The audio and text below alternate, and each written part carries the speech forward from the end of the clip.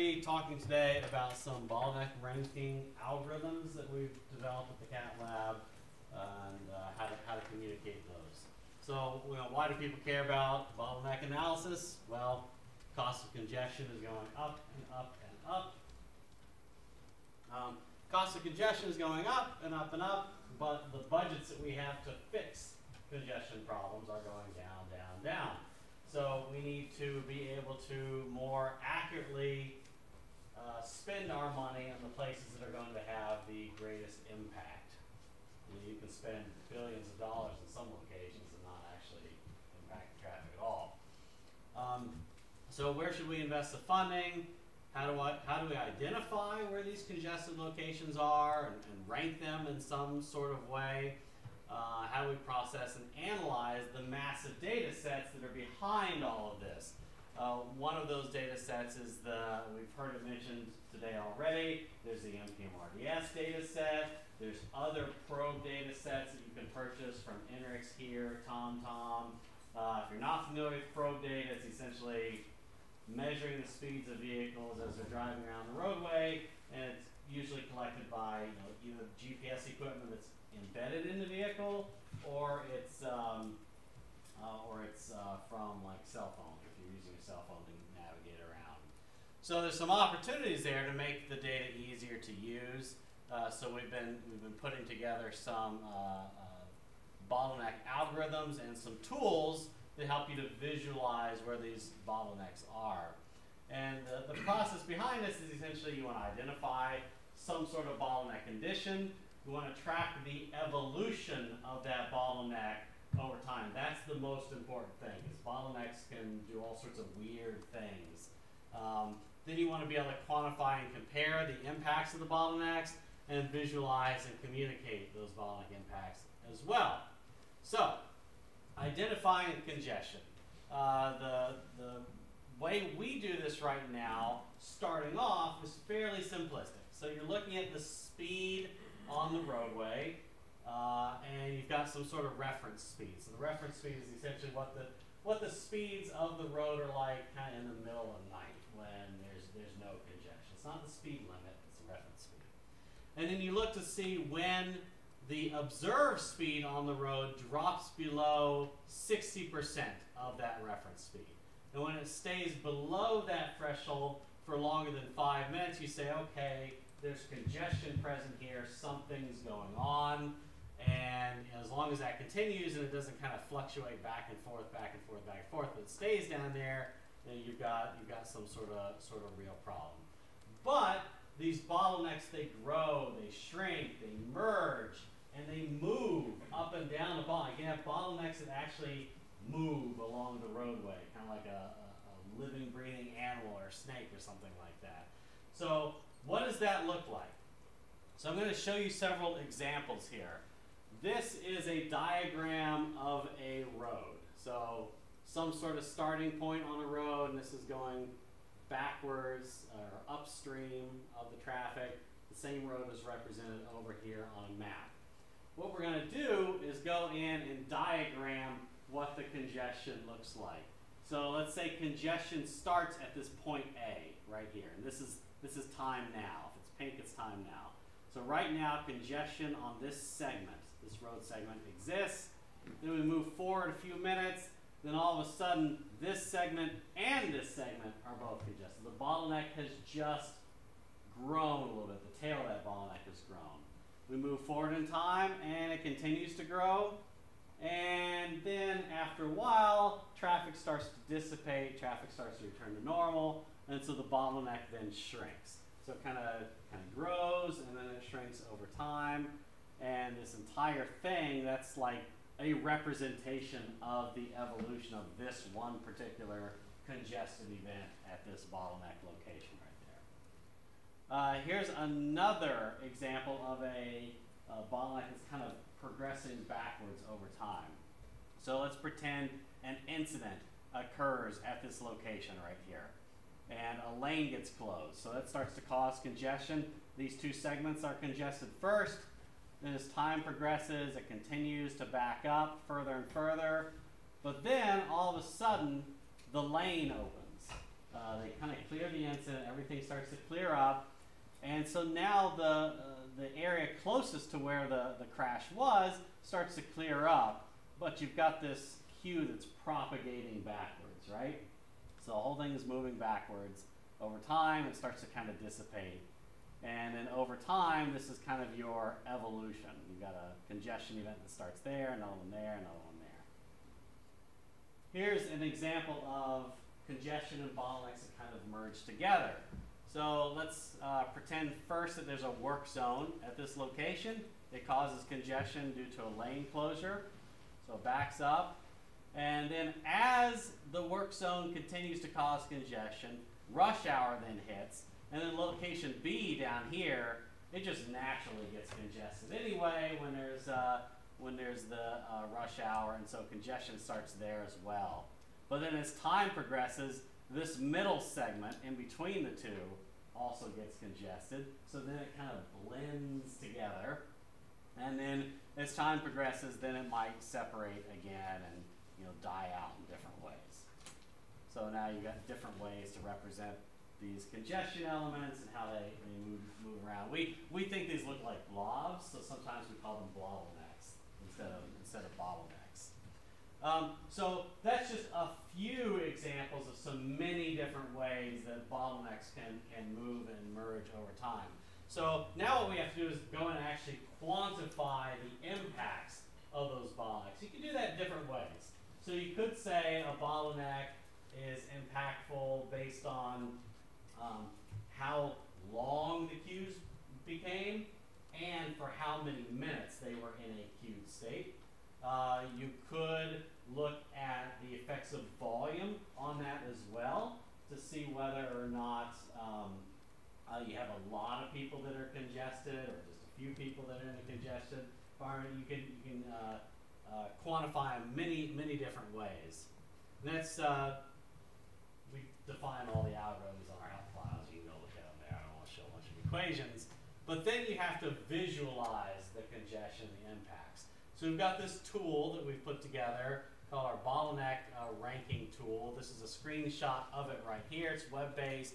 You essentially go in and you've got a geographic selection here, and you can go in and you can choose a starting. You can choose a location, so I could choose all of Maryland, all of DC, all of Virginia, maybe all the interstates, maybe all the arterials, whatever road class you want. And then you go in and you select a date range, and then you go in and you select your data provider and you hit submit, and it takes a few minutes and then it pops back. For the person in the back of the room, can you exit out of the presentation? And where's does anyone see the mouse? Is it on? It is on. Here's what I'm going to do. I'm going to walk in the back of the room, and I'm going to use the mouse in the back of the room. Y'all will be able to hear me. Oh, yeah. I'm not that pretty anyway.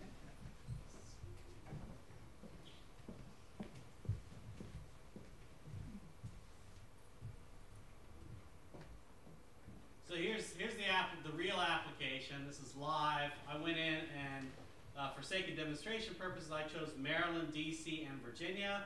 I chose all of the interstates, and I chose INRIX as the data provider. I hit submit, and then what popped back to me then was a ranked list of the worst congested locations, the top 1,000 congested locations in Maryland, DC, and Virginia came back. The table that's up at the top of the screen, let me try to make that a little bigger. See that better? Yeah. All right.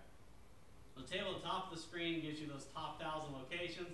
It's telling me that the worst congested location was I-95 South at Virginia 123. Zoom out a little. That's the head of the bottleneck at that location. That's the tail working its way backwards. The lighter the tail becomes, the fewer number of times that particular segment was a part of this queue. So up here, the head of the bottleneck, 31 of the 31 days that I queried for, I did all of October, were congested. Back here at the tail, it's just 18 of 31 days were affected. So at this location, it's telling me that the average queue was 6.2 miles long, The average daily amount of time that this location was congested was 8 hours and 33 minutes. During the month, this location was congested for 11 days, 1 hour and 31 minutes. And there were 242 crashes or disabled vehicles or work zones in this location that may have contributed to the congestion during this time period. And then there's some other metrics up there that have to do with, you know, the quantifying the congestion. So total delay, how many people were actually impacted by this particular congestion event. And then if we look down in the lower right-hand corner, we have this other graphic. It's a spiral graphic that explains when this location was congested. So at the top of the screen, that's 12 a.m. Going around, then we have 6 a.m., then 12 p.m., 6 p.m., and back around. One revolution on this graph is 1 day. The innermost revolution is October 1st, then October 2nd, 3rd, 4th, 5th, until you get out to October 31st, the outermost ring. Anytime there's color on this graphic, that's when this location was messed up. And the color represents the maximum Q that was experienced. So purple was like greater than 8 miles, and green was like less than 2 miles. And as you click on different locations in the table, it then jumps you to that location on the map. So here's the second worst congested location, it's I-495 in Maryland. It works its way down into Virginia. You're welcome, Virginia. And you can see here in this pattern, it's Monday through Friday, then a weekend, Monday through Friday, then a weekend, and so on and so forth. And it's really only congested from like 3:30 in the afternoon until like 7 p.m. in the evening. And every single one of these is going to have a slightly different pattern to it. So the third most congested location, that's only congested in the morning, and so on and so forth. This one's kind of congested all over the place. Sometimes you see outliers that occur. If you want to know more about these locations, you can then go in and you can overlay the collisions on top of that. So here is a collision in the southbound lanes that impacted congestion at this location in some way, shape, or form. You can click that, and it's going to open up other diagrams and charts that explain how this was impacted. But there's other graphics as well. If you do not like the spiral diagram, you can switch over to a timeline where now we show you 12 a.m. to 12 a.m. and the date range going down this direction. You can also switch over and view this thing called an elements graph. This graphic then diagrams the road. So over here we have about 8 miles of this roadway, and the traffic is flowing down. Where my mouse is right here, this kind of darker gray line that goes across the screen, that's essentially the head of the bottleneck. And then you've got all the congestion. Each one of these is a segment. The darker the area, the more amount of time that particular location was in a congested state. On the top of the screen here, you've got a summary graph that tells you for every time period of the day how many miles of congestion you had backing up from this location. And then over on the right-hand side, you have a summary graph that tells you how many hours of the day each of these road segments were congested. And if you want to, you can click a few buttons over here and it actually computes how many tens or hundreds of thousands of dollars in user delay cost there was at each one of these locations. And if you want to, you can actually go in and you can then put all of the different visualizations up on the screen all at once. You can just keep adding the different visuals, almost like a dashboard. So you got the list, the location, timeline, the time spiral, the congestion element, congestion graph, and the congestion elements. And you can also download the raw data behind this as well if you want to do your own thing with it. So that's what we've done. That's what we're working on to try to communicate where these congestion events are and try to get people to be able to understand where they might want to invest. That's all I got.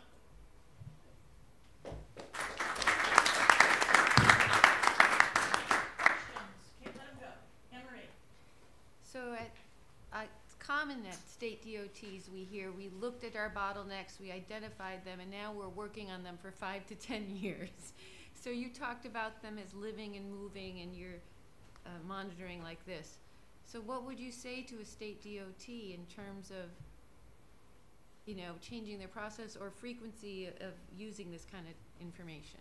So I didn't show it, but there's another dashboard you can bring up that will allow you to choose a region in your state, the whole state or just, you know, a few counties or whatever, and it'll tell you how the bottlenecks have been changing over time. So you could look at last year in January compared to this year in January. Are the top 10 bottlenecks the same as they were, or have they kind of moved up and down in the ranks? That's one thing that can be done, but you ought to be looking at something like this at least monthly. There's also a real-time version for the operations feed, where you can just put a map up and it'll tell you here's the top 20 bottlenecks right now this minute. Yes? Michael, what is your methodology for monetizing the cost of the delays caused by these bottlenecks? And a part of this would be, how do you take into account their dynamic nature? They are not constant in time. So the computation of the user delay is fairly simplistic. So if the speed limit or the expected speed on a particular road segment is 60 miles per hour and it's a mile long, you expect to go a mile a minute, right? If you're driving an hour at 60 miles per hour, you just expect to get 60 miles. If all of a sudden the congestion is such that it now takes you 2 hours to go the same 60 miles, you've now lost an hour of your time. We have a value of time built into the model. And that value of time, we have like one value that represents average passengers around the country. And that was put together by TTI many years ago. They update it every year. We have also have another value that's the national average value of time for commercial vehicle operators. You can put in your own regional value of time too if you want. But all we're doing is summing up the number of people that are out on the road, stuck in the congestion, and what their delay is and what their average value of time is, and we're then showing that to you. The only tricky things we do are, we have some volume limiting measures that we put in, because once a road goes down to almost 0 miles per hour, or even like 10 or 15 miles per hour, the capacity of that road is significantly diminished. It can turn into a parking lot, and we kind of cease the computation of delay when it gets really, really slow. And you do this throughout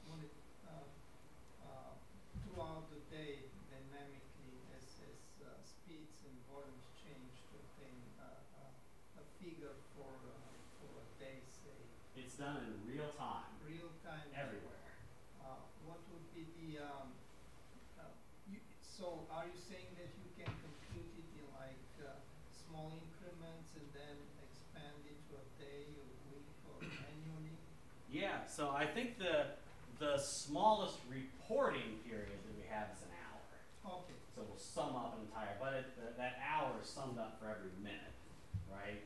It's just expensive to show you a graph of user delay per minute out on the roadway, but yeah, per hour, per segment. Justin first. Can you expand a little bit on the 3 different data sets and the impact that they have on the analysis of the visuals? INRIX here, TomTom, and then there's the MPM-RDS data that used to be provided by here and now is provided by INRIX. So I haven't done an analysis to go in and see what the user delay is with one provider versus another, but generally if there's one provider that tends to give you a slightly higher speeds, and you'll have less user delay that gets reported. So is it more about coverage of the networks? Yeah, I guess. But if we don't have coverage for a particular road, we won't compute delay on it at all.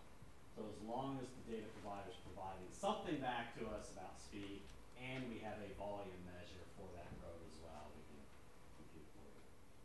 But to be honest, all the data providers are pretty solid with their real-time reporting, especially on interstates. Some of the arterials, you know, differences.